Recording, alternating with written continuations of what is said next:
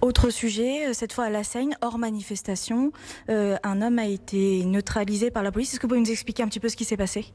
Alors, les services de police, ils ont été effectivement prévenus en fin d'après-midi d'un homme qui déambulait avec une machette dans les rues de la Seine-sur-Mer, à la Cité Berthe, plus précisément, pas très loin du collège Henri Wallon, qu'il tenait des propos, il avait une attitude plutôt menaçante, qu'il y avait des enfants et qui n'étaient pas loin, puisqu'on a des établissements scolaires qui n'étaient pas loin, donc ce qui a provoqué l'intervention des fonctionnaires du commissariat de police de la Seine-sur-Mer, donc qui ont été à son contact. Cet individu n'a pas lâché, en fait, n'a pas des premiers éléments. Alors, je vais m'exprimer au conditionnel, parce qu'en fait, ces faits, ils ont 1h30, je crois.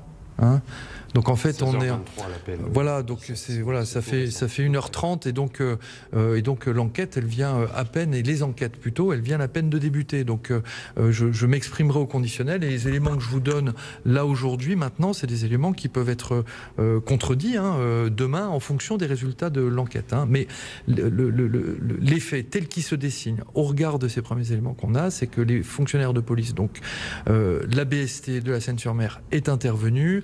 L'individu n'a pas lâché son arme, l'individu se serait approché des fonctionnaires de police avec son arme. Il y aurait eu 2 usages du taser à l'encontre de cet individu, donc ce qui n'a pas permis non plus de le désarmer ni de le mettre hors d'état de nuire. Et donc comme il s'approchait, les fonctionnaires de police là ont indiqué qu'ils avaient ouvert le feu en direction des jambes.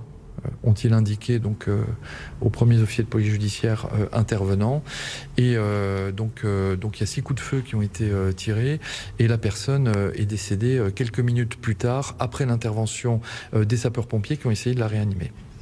J'ai décidé, s'il vous plaît, d'ouvrir 2 enquêtes.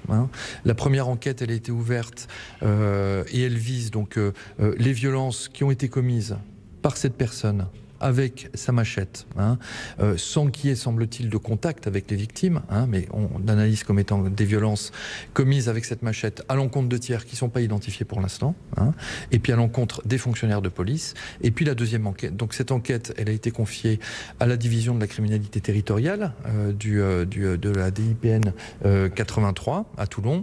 Et puis la deuxième enquête qui a été ouverte, c'est une enquête que j'ai confiée en co-saisine à l'IGPN, donc à la délégation de Marseille de l'IGPN, et puis au cabinet d'audit et de discipline de monsieur le directeur interdépartemental de la police nationale sur les circonstances d'ouverture du feu par ces fonctionnaires de police. On a un profil ?